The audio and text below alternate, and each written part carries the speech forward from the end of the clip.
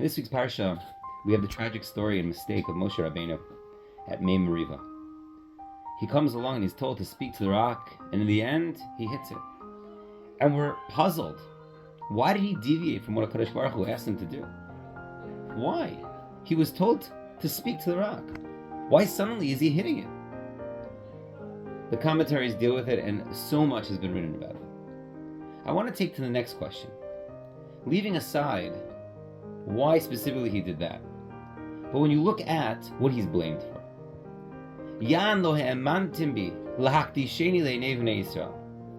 Because what? You didn't believe in me in order to do what? In order to be Mekadesh, to sanctify my name. That's what Hashem says to Moshe. But the question is, he was Mekadesh Shem Shemayim. He definitely sanctified his name. How? The rock did give forth water. Rocks don't just give water. He hit the rock and water came out.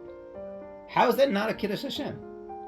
Moreover, in Sefer Shmos, that's exactly what Moshe was supposed to do, and he did. And there was a Kiddush Hashem there.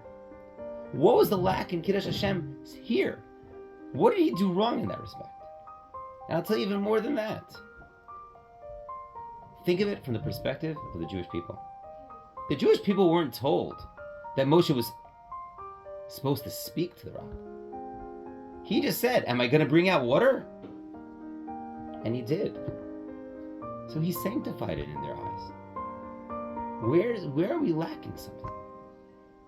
Rav Pinkus explains that in truth, there was a Kiddush Hashem, for sure.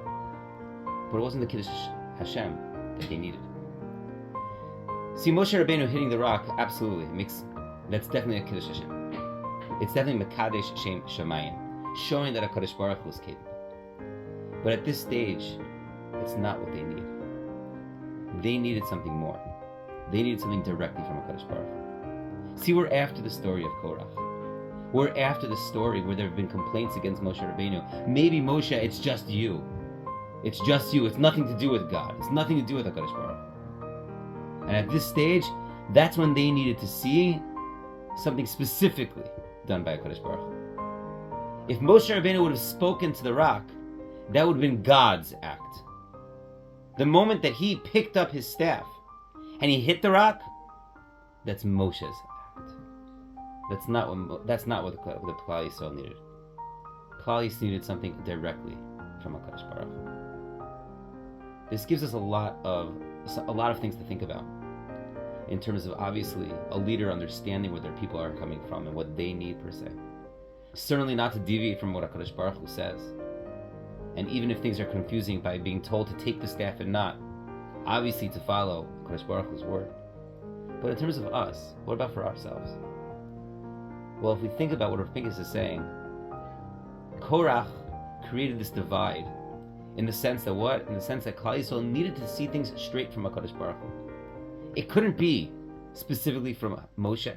It needed to be specifically from Hashem. So maybe we can answer that. Maybe we can just try our best, especially in the month of Tammuz, as we get closer and closer to the 3 weeks and then to the month of Av. Let's look for HaKadosh Baruch Hu everywhere. Let's not dafka need the ones that come directly from HaKadosh Baruch Hu, but realize that everything comes from HaKadosh Baruch Hu. If we do that, Be'ezrat Hashem, we should be zocha. This Tisha B'Av that we should be celebrating by the Beis HaMikdash. And Be'ezrat Hashem, this war and everything should come back. We should have peace. All of the Chatufim should be returned, and all of our soldiers should come peacefully back home. Have a wonderful Shabbos.